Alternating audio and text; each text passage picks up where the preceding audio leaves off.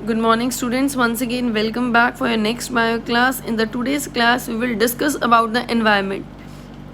देखिए जी, जैसे कि हमारे नोट्स में environment की define क्या कह रही है, it is the sum total of all external conditions which influence the organism in terms of survival and reproduction.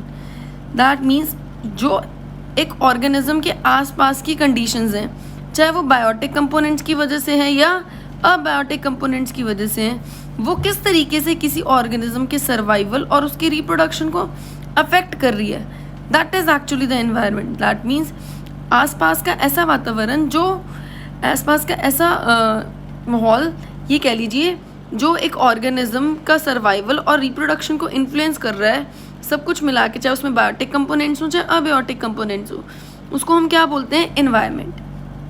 Next है हमारे पास factors. Factors like rotation of Earth around Sun, tilting of Earth on its axis.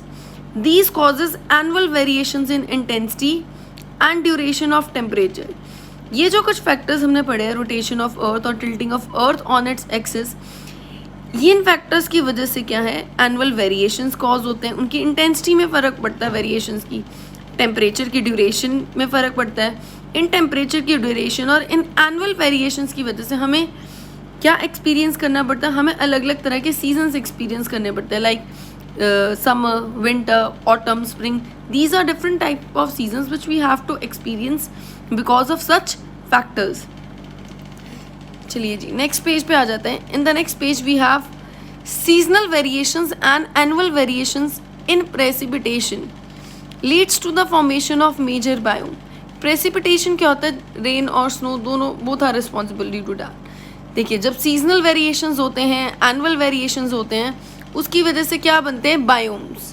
क्या होते हैं biomes, ये further हम आगे पढ़ेंगे detail में, ठीक है जी. तो बायोम्स बनते हैं, दैट मीन्स रहने की जगहें बनती है, लाइक डेजर्ट, रेन फॉरेस्ट, ठीक है जी. आप ये देखिए, ये जो डायग्राम है आपके पास, इसके नीचे क्या लिखा, biome distribution with respect to annual temperature and precipitation. Annual temperature और प्रेसिपिटेशन की वजह के कुछ अलग अलग तरह के बायोम्स बन रहे हैं, जैसे like desert, grassland, tropical forest, temperate forest. ये अलग अलग आपके पास ये डायग्राम कंप्लीट करने के लिए भी आ जाता है. ये भी पूछ लेते हैं ये क्या चीज़ रिप्रेजेंट कर रहा है. So that means carefully do this diagram. देखिए आगे क्या है, regional and local variation leads to the formation of variety of habitats. जब हमारे पास सीजनल और एनुअल वेरिएशंस हो रहे थे तो क्या फॉर्म होता है, बायोम.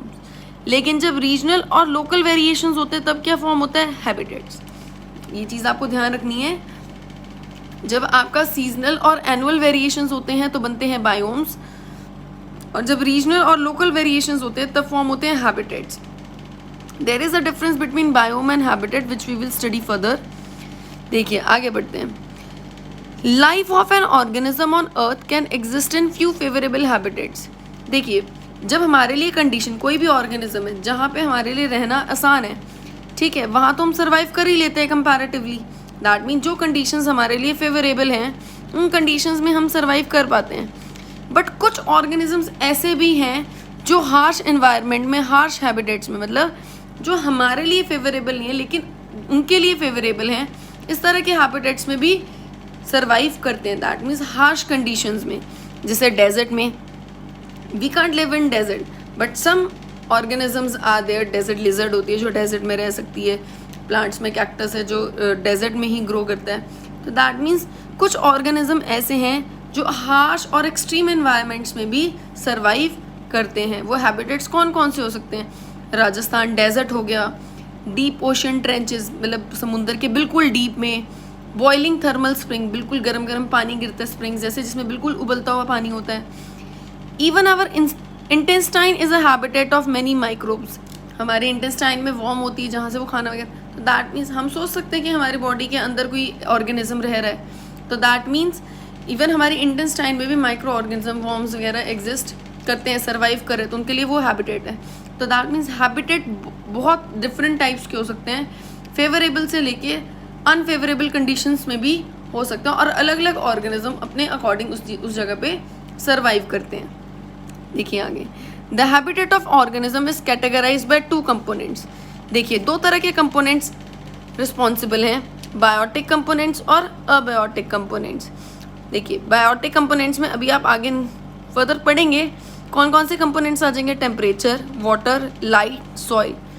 बायोटिक कंपोनेंट्स कौन से आ जाएंगे, पैथोजन, पैरासाइट, प्रीडेटर, कॉम्पिटिटर्स। ये सब चीज़ें आप आगे पढ़ेंगे।